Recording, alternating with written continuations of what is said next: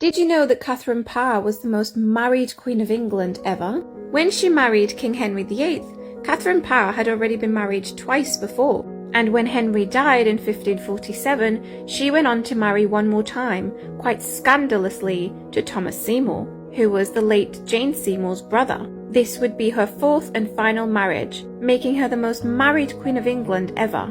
Catherine Parr's first marriage took place in 1529 when she was 17 years old.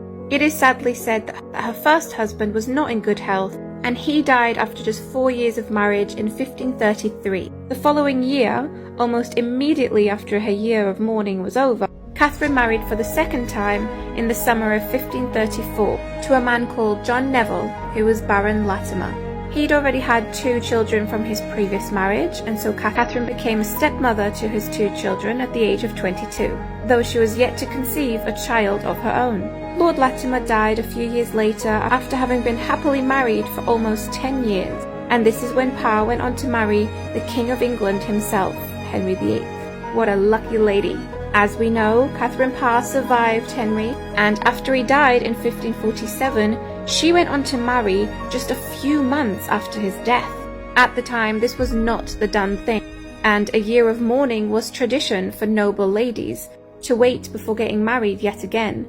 This was a sign of respect to the late husband, and in this case, to the monarchy. As well as that, Catherine Parr and Thomas Seymour did not ask the new King Edward VI for permission for this marriage, but this marriage to Thomas Seymour was for love, and it would be in her 4th marriage that she would finally conceive her first child at the age of 35. Sadly, however, she did not have an easy birth, and Catherine Parr died shortly after giving birth to her daughter, but not before naming her Mary, in honour of her stepdaughter, Mary I. You can read about Catherine Parr in either of my books, The Haunted Queen or The Saddest Princess, to find out more about her marriage to Thomas Seymour.